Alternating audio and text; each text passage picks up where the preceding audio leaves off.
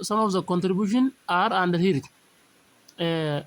Gumaachi micro enterprise yookaan small enterprise hin qabu yookaan micro xixiqqaa fi enterpriseonni xixiqqoon gahee isaan qaban gumaachi isaan fiduu danda'an yookaan bu'aan isaanii maali jedhamtanii yoo gaafatamtan tokkoffaa large employment of opportunity carraa hojii garagaraa uumu maaliif jennaan biizinasni kun biizinasa bakkayyuutti eegalamuu danda'amu bakkayyuutti hogguu eegalame namuu carraa hojii ni harkataa jechuudha carraa hojii garagaraa uumuu economical use of capital kaapitaala yookaan qabeenya hanga qabdu sirriitti fayyadamuu danda'uu kana akka sirriitti fayyadamtu godhaa jechuudha. Balanced regional development guddina naannoo takka walqixxeessa or removing regional imbalance walqixxaachuu dhabuu naannoo ni balleessa. Fakkeenyaaf akkanatti maachuudha biyya takka tan enterpriseonni xixiqqoon hedduun keessa jiran fi biyya takka tan enterpriseonni xixiqqaan keessa hin jirre walqixaa miti. Maaliif biyya enterpriseonni xixiqqaan hedduun keessa jiran carraan hojii uumuu guddaadha. Hojii dhabdummaan ni xiqqaata. Bakka small enterprise yookaan biizinasii xixiqqaan hin jirre hoo humni nama baratee hin jirtu namni waggaawwanni maatangaa unemploymentiin yookaan hojii dhabdummaan ni heddummaata. Kanaafuu naannoon ammaa sun kun walqixaa miti jechuudha. Kanaafuu maayikiroo enterpiraayiziin biyyi maayikiroo enterpiraayizii yookaan biizinasa xixiqqaa qabdu biyya hin qabnerra yookaan biyya hin qabne wajjin yoo oguu wal madaalchifnu walqixaa miti. Amalli maayikiroo enterpiraayizii maali? Karaa bakka duwwaa deemuudha. Karaa bakka maayikiroo biizinasa xixiqqaan jiru oguu duraa biizinasa xixiqqaa jiraa mire inni eessa banata? Deemeeti bakka banaa barbaada. Bakka small enterpiraayiziin hin jirre. Bakki small enterpiraayiziin hin jirre sanii bakka small enterpiraayiziin jirurra gad xiqqoodha. Hogguu ka'ee dhaqee bakka maayikiroo xixiqqaan hin jirre san dhaqee achitti biizinasa xixiqqaa enterpiraayizii xixiqqaa baneeti waan tirfiin waan bu'aa namaa fidu baneeti achi dalaga. Hogguu duraa hin jiruumi. Kanaafuu ammaan tana enterpiraayizoonni xixiqqoon biyya hogguu duraa enterpiraayiziin hin jirre sanitti hogguu baname biyya tanaas ni guddisa. Kanaafuu taamma guddatee fi ta hogguu duraa guddatee wajjin wal qixxaatti jechuudha. Akkana cimaa jira. Fakkeenyaaf enterpiraayizoonni tokko hogguu hojii takka dalagu eessatti dalaganii beektanii bakka waan inni dalagu san bakka dorgomaan isi cinaa hin jirre naannoo tokko tan wanni akka inni dalagu san hin jirre bakka gabbuutu bakka ifi guddisu bakka san dhaqee bana naannoo san ni guddisa. Naannoo kun hogguu guddate naannoo biraatti wajjin wal qixxaata. Si galtee akkasii jechuudha. Akkatti aanu equitable distribution of wealth qabeenyi wal qixxaachuudha. Fakkeenyaaf enterpiraayizoonni xixiqqoon dirree dhawaa keessa hin jiran haa jennu. Finfinnee bicha jira.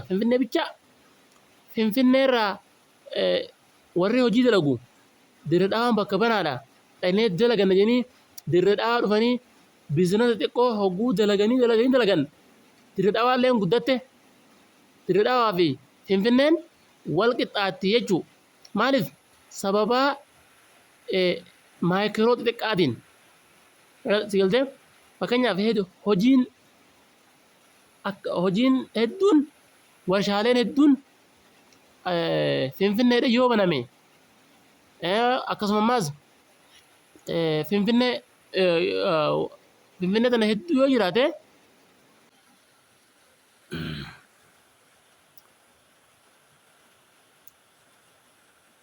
and decentralization of economic power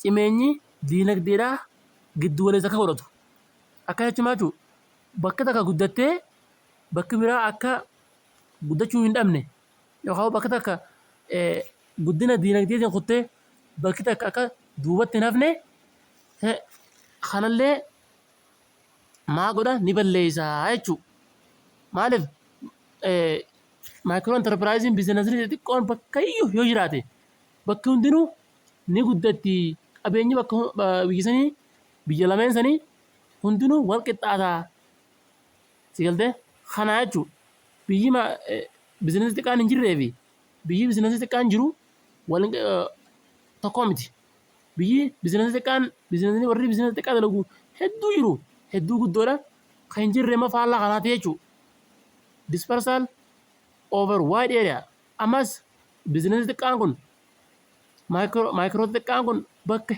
هدو رجراجا بك هدو رجرا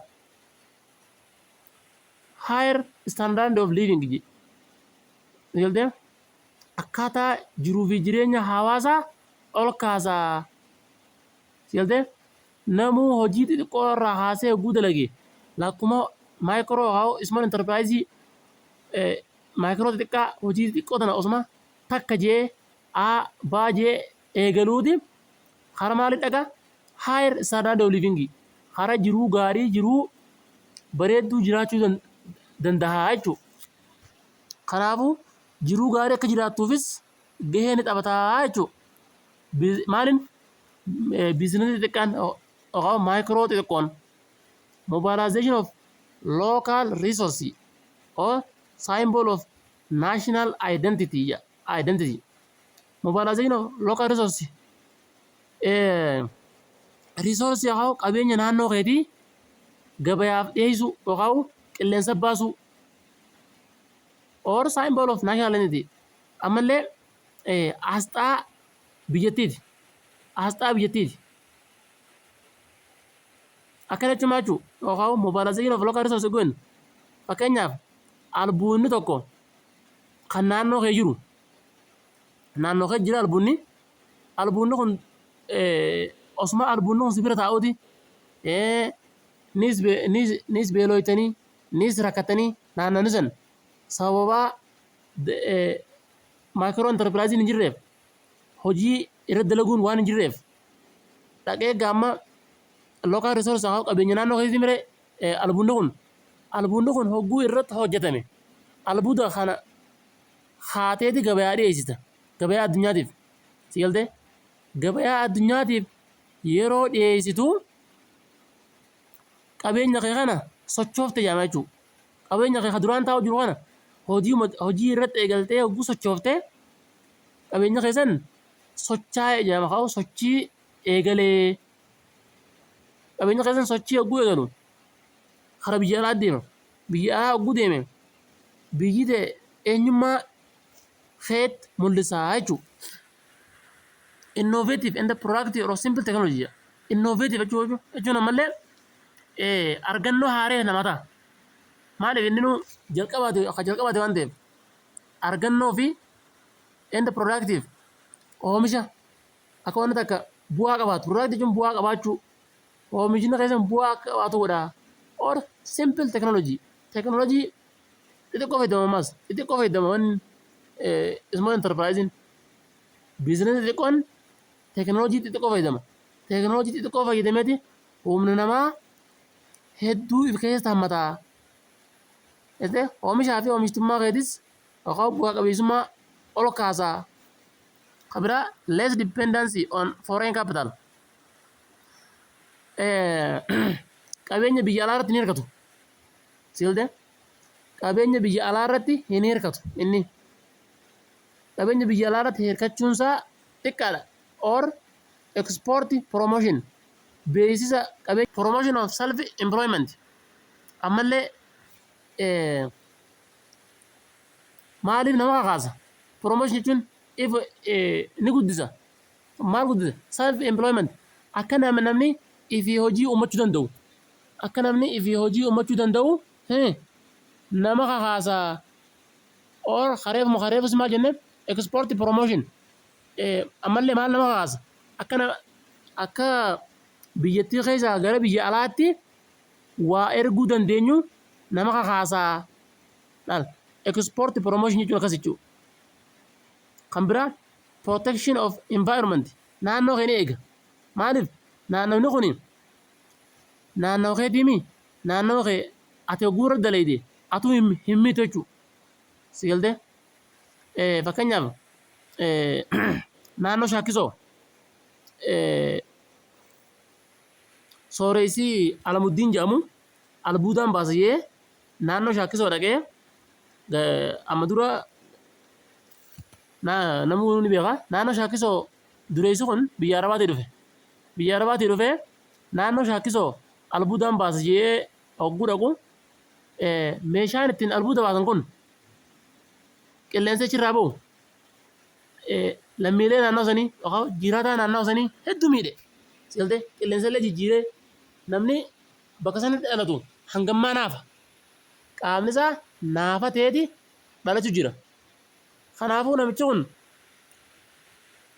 naannoo tana miidhee jedhama jechuudha haqa naannoo kanaa hin eeyne kanaafuu small enterprise ka biyya alaa dhiiftee biizinasa xixiqqaa mataa keetii naannoo keetii yoo eegalte naannoo kee eeyde jedhama kanaafuu maayikiroo xixiqqaan naannoo kee ni eega jedhama ni eegaa jechuudha shorter gestation period jedha yeroo ammallee biizinasa xixiqqaa hamma dalagaa jirtutti yeroo itti yaanni gabaabaan hedduutti si dhufu yaanni mijataan yaanni diinagdee itti dalaytu si galtee maaliif biizinasa xixiqqaa yeroo eegalte yaanni dafee si dhufa yaanni ciccimaa yaanni biizinasa gurguddaa eegaluudha yeroo itti yaanni mijataan yaanni gurguddaa yaanni biizinasa gurguddaa bahuudhaa itti si dhufuu danda'u kanaafi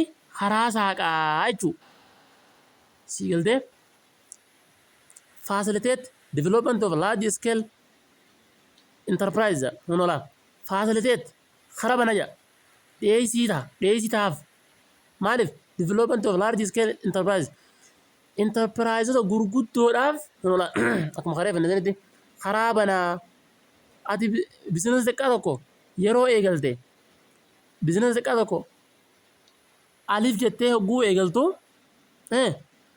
ati biizinasa guddaadhaaf karaa banaa jirta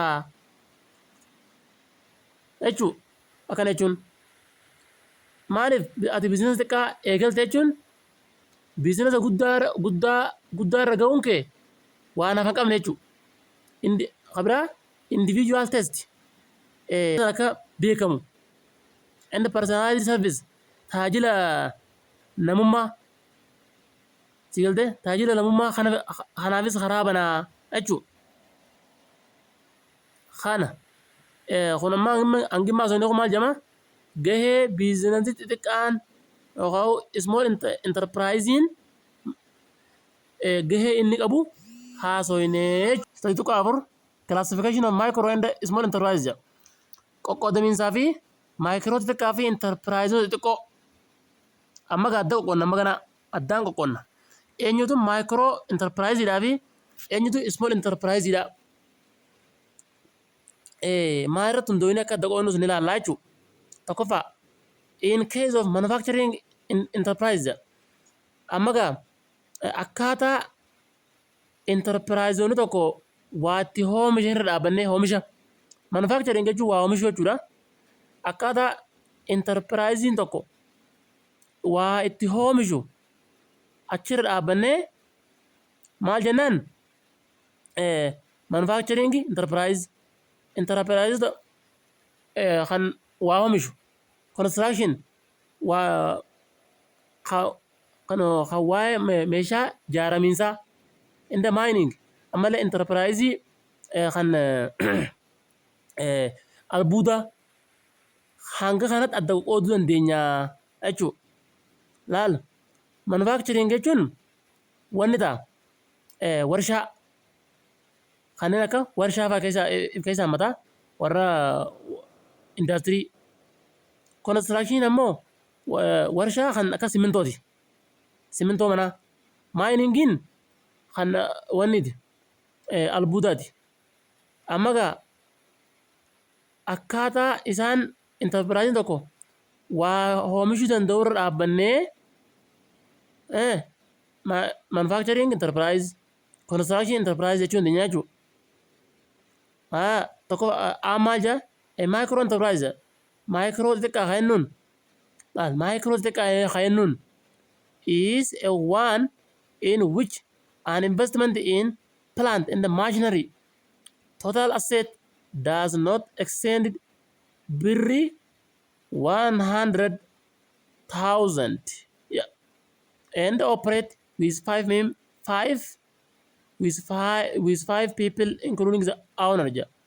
Micro enterprise, micro xixiqqaa jechuun in one which is investment in plant kan invest godhu kan qabeenya isaa wayiin dalagu or machinery or total asset qabeenyi isaa kan waliigalaa, qabeenyi isaa kan waliigalaa kan inni baasuu danda'u, qabeenyi isaa kan waliigalaa does not exceed birrii 100,000 kan birrii 100,000 caalle kan 100,000 ol hin taane qabeenyi isaa kan waliigalaa kan 100,000 hin geenye fi operate kan gaggeessu with five people including the owner, abbaa qabeenya sanillee hammatee kan achi keessa namni 5 hojjetu micro enterprise jedhama. Micro xixiqqaa enterprise xixiqqoo jedhama jechuudha. Qabadhaa asirratti micro enterprise jechuun qabeenyi isaa kan waliigalaa 100,000 ol kan hin caalle namni 5 kan warshaa san kan biizinasa san keessa gaggeessu yookaan biizinasa san keessa kan jiru abbaa qabeenyaa if keessa idaanee. Lama, in case of service enterprise, amma akkaataa enterpriseota serviceiti yookaan warra xixiqqaa biizinasa xixiqqaa tajaajila bichaa irra bobba'u ilaalchisee small enterprise haakami micro enterprise haakami jechuudha. Akkaataa enterpriseonni wanni itti kennan tajaajila zigaltee enterprise jechuun biizinasa tokko kan bu'aa argamsiisuudhaaf dhaabbate jechuudhaami. Biizinasa tajaajila bichaa irra bobba'u ilaalchisee micro enterprise haakami small enterprise haakami jechuudha. Service enterprise haakam faadha. Enterprise service irra bobba'u kan tajaajila bichaa kennu. Tajaajila jechuun service jechuun waan ati wanni bichaa harkatti deemtu tajaajila bichaa waan harkaan qabatamuu hin dandeenye akkasii jechuudha. Fakkeenyaaf haakam retailing kanneen akka dukkaana xixiqqaadhaa, transportii, geejjiba, hoteelota, turizimii, ICT, maintenance isaan hanga kuni maal jedhan ramadamanii service enterprise jedhaman. Biizinasa tajaajila bichaa harkattee deemtu kan isa fuutee hin deemneen. Fakkeenyaaf geejjiba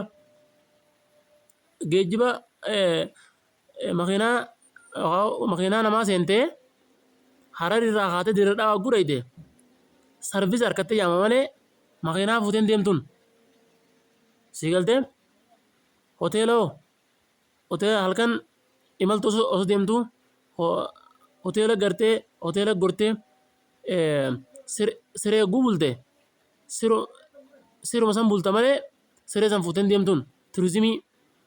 Turizimiinis daawwatteetuma deemta malee daawwatteetuma itti gammaddee deemta malee waan san fuutee hin deemtuun turizimii irrattis. Kanaafuu service harkattee jedhamaa jechuudha. Kanaafuu akkaataa servisaatti biizinasni micro enterprise xixiqqoo jechuun kan maali? Enterprise xixiqqoo jechuun micro enterprise jechuun 50,000 caaluu gatiin qabeenya isaa. Enterprise xixiqqaa hogguu jennu enterpriseota servisaa ilaalchisee jechuudha. And operate with 5% including the owner of enterprise. Ammas namni isa keessa hojjetus namni biizina gaggeessus nam shanii abbaa qabeenya sanillee of keessa hammatee owner of the enterprise jechuun abbaa qabeenyichaa ilaalchisee jechuudha. Abbaa qabeenyaa abbaa abbaa qabeenyaa ilaalchisee kan namni shan isa keessa gaggeessuu jechuudha.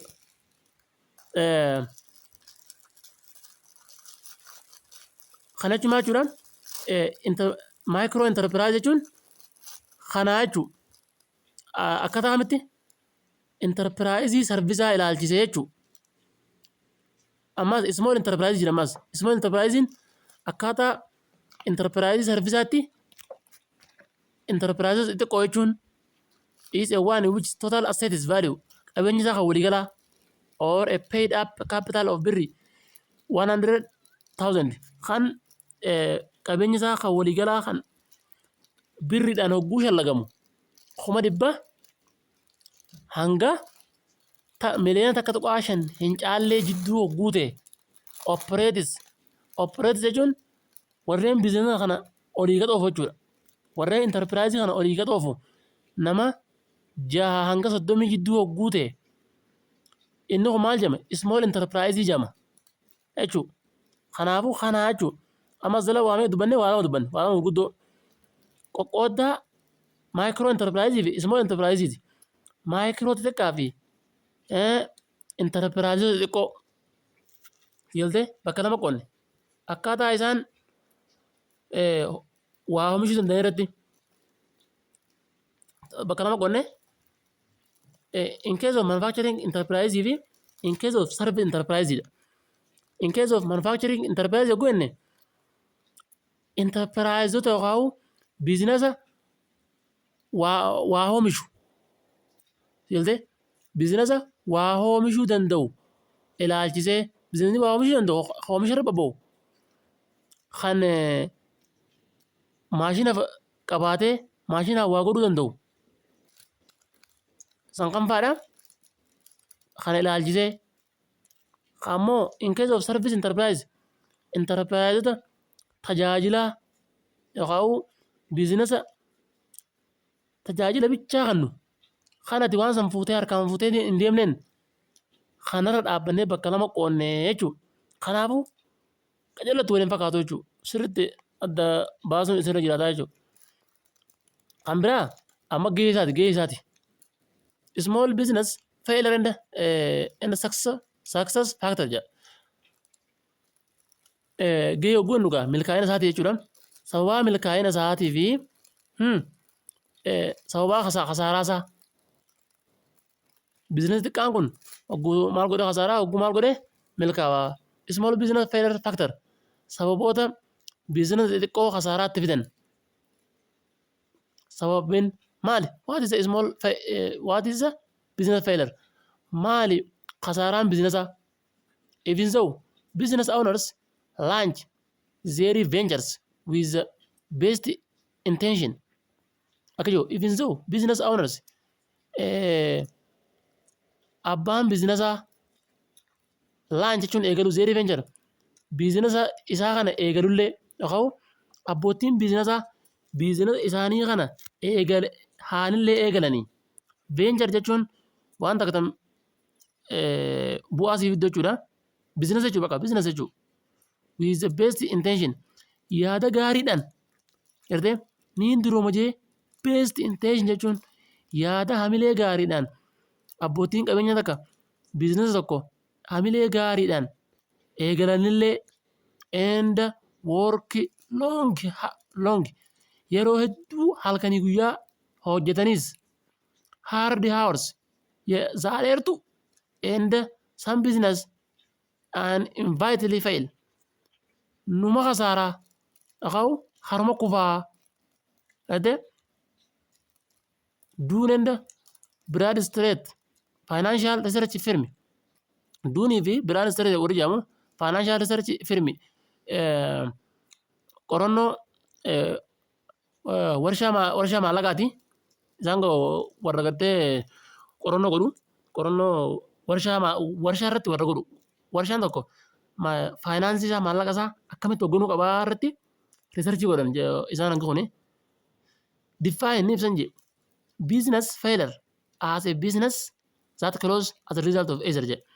Business failure kasaaraan biizinasa tokko hogguu kasaaree as a business that close as a result of either sababaa biizinasa cufamuu itti tahaa jedhan.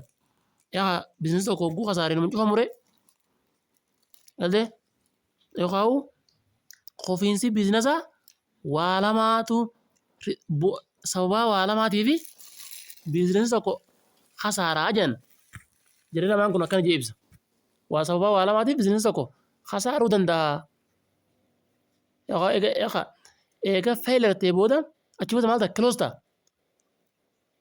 Tokkoffaa action such as bankruptcy sababaa kasaaraa irra dhufteef takka sababaa biizinasa tokko kasaaruu isaa jechuudha. Bankruptcy jechuun kasaaraan itti dhufu foreclosure or voluntary withdrawal from the business.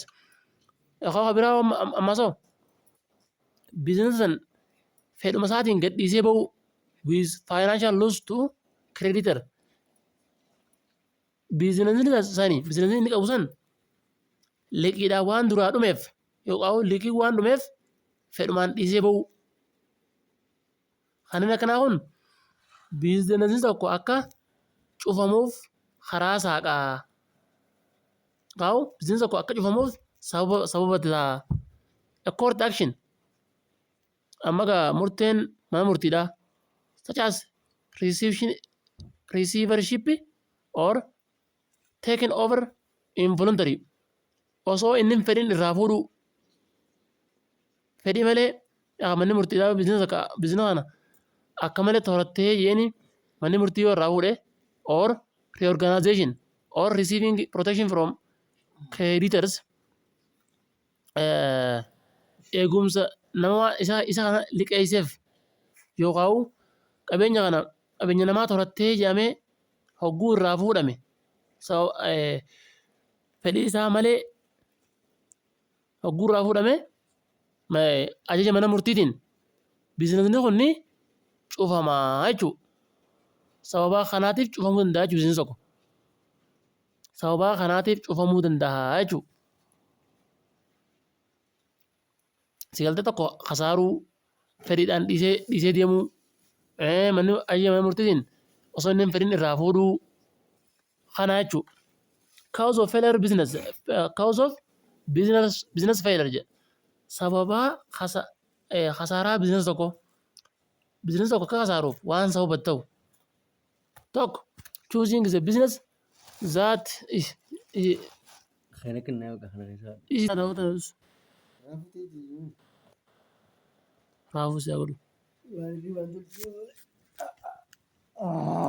cause of business failure sababaa biizinasa tokko itti kasaaru. Tokkoffaa choosing a business that isn't very profitable. Waan silaa bu'aa sirriitti isaa qabaachuu hin dandeenye yeroo filatte boodarra maal kasaaruun ga'eef hin qabu. Choosing filachuudha. A business that isn't very profitable. Waan bu'aa si hin qabne filattee hogguu dalaydu sababa maalis ta'a sababaa kasaaruus ta'a. Even though you generate a lot of activity.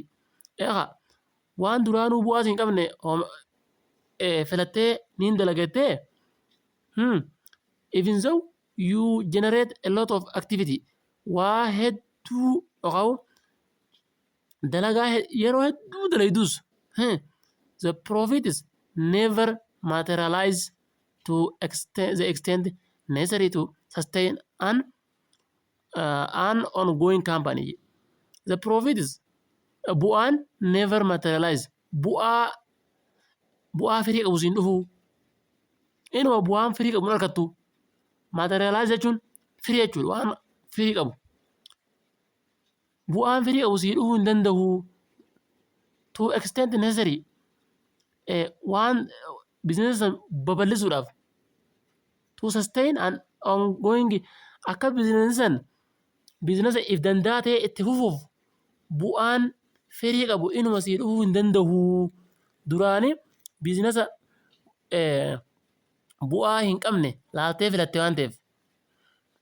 No business plan ammas karoora biizinasa hin qabaanne caluma ittuma yoo osuma karoora waan saniitu dalaguu hin qabne biizinasa yoo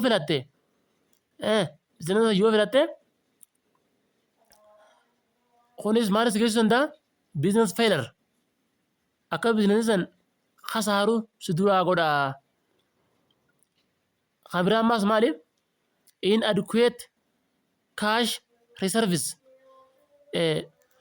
Akkana jechuun maallaqa gahaa qabaachuu yookaan maallaqa harkarraa kaashii gahaa qabaachuu dhabuu. If you don't have enough money, enough cash to carry business kaashii harkarraa gahaa yoo hin qabaanne kaashii akkam to carry tan itti adeemsiftu you through first 6 months business an eegaltee baatii jaaf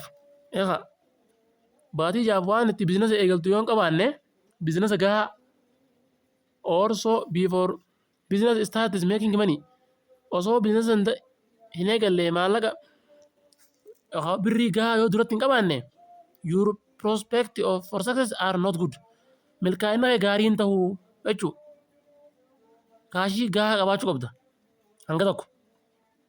Failure to clearly define and understand your market, your customer and your customers' buying habits. Failure to clarify, define. Amaga khasaraan kee ifaan ifa and understand your market. Akkaataa magaalaa teetillee hubachuun, your customer maamila kee hubachuun, your customer buying habits.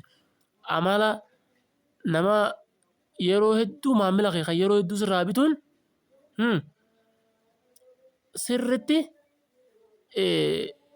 waan sirritti jala muramee beekamuu qabudha. Yoo hanga kana hin beekne qofiinsa kee waan ifa jiru jechuu sigaltee amala maamila keetii, amala gabayaa teetii, amala maamila kee kan yeroo hedduu sirraa bituu yoo hin beekne failure to clearly define bakka khasaaruun kee ifatti je bakka.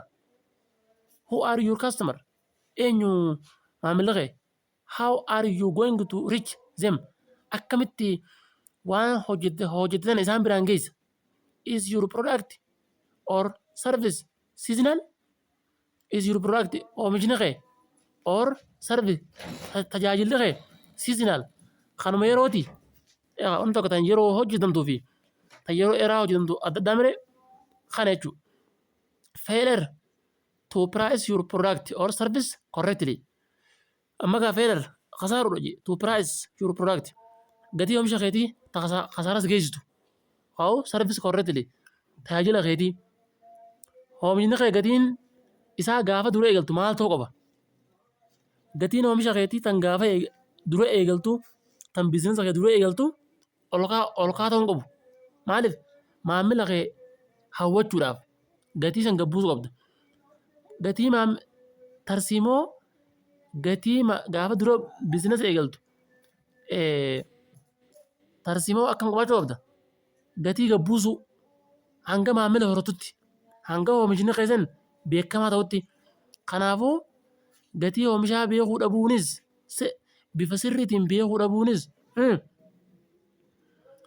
khasaara nama geessaa jechuudha. You must clearly define your price strategy. You must clearly define your price strategy. Tarsiimoo gatii meeshaa ta'ee yookaan oomisha keetii beekuu qabda jechuudha. You can be cheapest. Agartee? You can be cheapest. Rakisha godhuu qabda. Or you can be the best. Yookaan wanni ta'uu qabda. Kan sirriitti oomisha keessee beekuu ta'uu danda'u sirra jiraata. But if you try to do both, bakka yoo hin kaan you will fail. Yoo hin kaan bakka nama khasaaroo jechuudha bakka. Kanaafuu gatii oomishaa beekuu bifa sirriitiin beekuu dhabuun khasaara si geessa jechuudha. Failure to anticipate or react to competition. أما failure to anticipate or react to competition dorgomaa keetii wajjin qabsoo qabu waan dorgomaan kee dhiyeessuu dadhabuu akkataatti dorgomaan kee maamila keessummeessu itti keessummeessituu dadhabuu teknoolojii dorgomaan kee fayyadamu or other change in the marketplace amallee jijjiirama garagaraa kan bakka magaalaa jiru sanii hojii deemuu dadhabuun maalas keessa akka biizinasii keessan qofus duraa godhaa jechuudha. Kanaaf teknooloojiin haaraan yoo dhufte teknooloojii haaraa saniin yoo walitti madayne kan waan akka keetii oomishu si biraa maamila keetii dhiyeessa. Maamila keessa si dura garas deebi'uu danda'a jechuudha. Kanaafuu gabayaa beekuu dadhabuun dorgomaa kee nama waan akka keetii oomishu ofirraa keessa beekuu dhabuun maaliif namni waan akka keetii oomishu maamila keessa duraa fuudhuu danda'a. Jijjiirama bakka magaalaa mul'atu beekuu dadhabuun maal si geessa fedhii si geessa jechuudha. Akkati qoftu si godha jechuudha. Kan biraa over generalization jechuun trying to do everything for everyone is a sure road to rain. Bakka magaalaa akkanuma laaltee godhu caalumatteetuma magaalaa tilmaamu trying to do everything nama hundaaf waa godhu yaalu waa hunda godhu yaalu for everyone nama hundaaf is to sure road to rain. Maal si keessa karaa ati waan san balleessuu si keessa jechuudha. Over generalization akkasii bakka waa hunda akkanuma laaltee godhu bakka over dependency on single customer. Akkana achumaa jechuudha. If at first it looks great but then you realize you are at their mercy.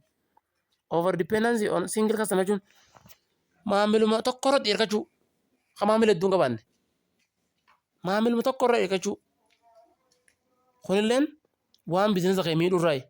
Uncontrolled growth slow and steady wins every time. Silte uncontrolled growth jechuun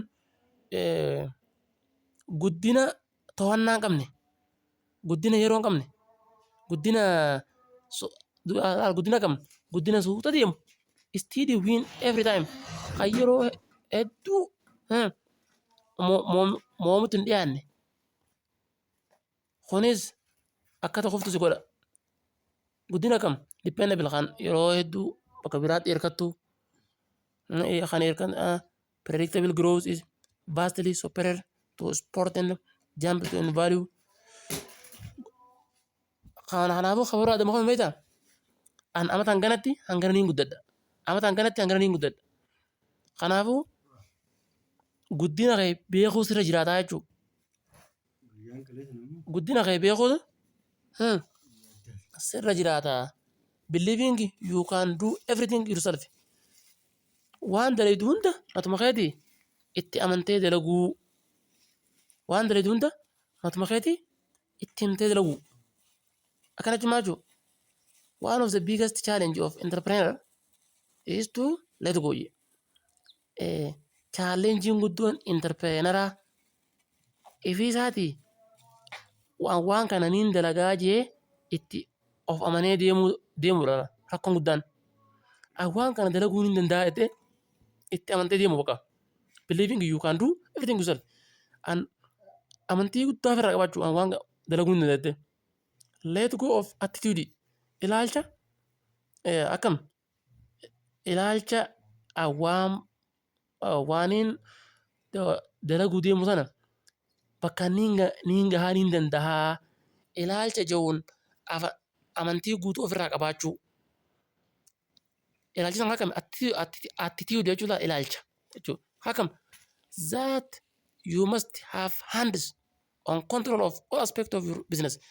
Kanati dirqama waan biizinasa keessa dalaydu hunda ittiin to'achuu dandeessu. Ilaalcha kam yoon kasaare akkanaan godha yoon yoon kasaare namarraa ni liqeeffadha. Abbaan fedheewu kasaaree bakka ga'a. Muuxannoo namarraa qoddachuu kana hunda jechuudha. Kan hundi of keessaa hammataa jechuudha. Putting up with inadequate management. Ammas maal bira putting up with adequate management jechuun hooggansa gahaa jiraachuu dhabu. Gartee hooggansi gahaan hogguu hin jiraanne biizinasii tokko hooggansa gahaa dhabe jechuun bakka khasaaraa saaxilamee jechuudha. A common problem faced by successful company is growing beyond management resource or skill. Common problem rakkoon waliinii rakkoon beekamtuun faced tan qunnaman by successful company. Kaampaanoonni hedduun warri silaa hedduu milkaa'an tan isaan tan namni hunduu qunname namni hundinuu osoo hin qunnamne bireen dabarre tamennaan biizinasa san qajeelota hoogganuu dadhabu. Biizinasa san sirriitti hoogganuu dadhabu. Growing beyond management resource. Tan qabeenya qabdu san tan to'annaa qabeenya qabdu olii yookaan dandeettii qabeenya sanii olii ta qabdu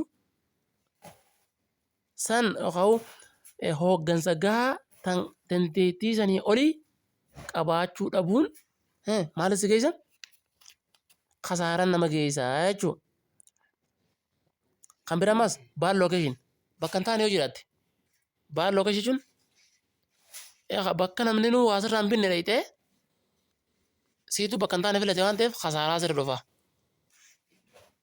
Kanus akkasii it is not enough to set up a store at a location with high human traffic or with very cheap lease. Bakka wanni matanga namni hin jirre bakka namni dhufeetti sirraa hin bitanne bakka namni hin garre bakka hedduu gabbuutu yoo dhayite kanaafuu sumaatuutu bakka hin taane dhaqee kasaara jirtaa jechuudha. Kanaafuu biizinasii sun kasaara ta'e jechuudha bakka hin taane geessite. Kabira other common cause of business failure including ammallee rakkoon biraan rakkoon beekamtuun rakkoon biizinasa tokko akka kasaaru isa gootu maali? Neglect. Neglect jechuun tuffachuu. Si galtee fakkeenyaaf biizinasa hogguu ta'e sa'a dura faa seentee sa'a booda waan kiyyaa eenyuun na galchettee dhiistee sa'a booda faa biraa bakka bashannaa deemuu eenyu kiyyettee. Neglect jedhamtu kunis biizinasa tokko akka kasaaru isa godha. Maamilli isaa sa'a booda dhufee isa dhaba. Inni sa'a dura dhiisitti hime eenyu na gaafata biizinasa kiyyaa jee. Okkars ni taayya kun neglecting kun whenever owner abbaan biizinasa sanii does not pay. Xiyyeeffannaa ittiin kennu jira. Due to attention to enterprise qabeenya sanitti yaada ittiin kennu dhiisinurraa kiyyaa eenyu na gaafata yeroo fedheen dalagadhaa jee. Fraud lammaffaan fraudiin waliin dha'uudha. Kijiba of keessaa qabaachuu involves intentional misrepresentation or deception. Qabeenya waliin dhawaa waan kijibaa kunis kijiban nama geessaa jechuudha. Wanni kasaaraan nama geessa. Nepotism involves giving favor for family members or relative. Fakkeenyaaf nama tokko kan inni biizinasa sana hoogganuu hin dandeenye fira kiyyettee firummaadhaan namichi san hoogganaa sanirra kaayuu kan inni biizinasa sana hoogganuu hin dandeenye. Fakkeenyaaf biiroo faayinaansii irra nama waa'ee faayinaansii hin beekne nama waa'ee maallaqaa hin beekne fira kiyya jettee biiroo faayinaansii irra nam san kaayuun biiroo faayinaansii sana kaa'u biiroo faayinaansii sana balleessuu kaa'u biiroon faayinaansii sun akka kasaartuu sii godhaa jechuudha. Firummaadhaan achi keessa kaa'u yookaan firummaadhaan namarra qacaruu fa'a. Disaaster balaa uumamaatiinis biizinasii tokko baduu ni danda'a. Balaa uumamaatiin biizinasii tokko baduu ni danda'a jechuudha. Disaster hoggoon dhugaa refers to the some unforeseen happening waan namni ni taate jedhee laalle ta'uu. If hurricane hits the area, hurricane jechuun wanneen obomboleettii badduun hits the area naannoo sun yoo dhooyte and destroys the property qabeenya sun yoo balleessite in the company yard waan qabeenya qabu sun hunda yoo eelaa balleessite lose money require firm to declare bankruptcy ta'u warshaan san hedduu barbaachisu hunda yoo eelaa balleessite. The same is true for fires. Qabeenyi san bulgaarios robbers extended strike ammallee shiftaan saamuu balaan garagaraa dha'uu kun hundinuu maali balaan uumamaa dha'uu. Disaster jechuun balaan uumamaa biizinasa sana hogguu dhooytee biizinasa sana akka kasaaru isii godhaa jechuudha. Kanaafuu kana fakkaataa paartiin keenya kaarraan tana asumarra xumuraa waan nu daawwattanii nu dhaggeeffataniif hedduu galatoomaa.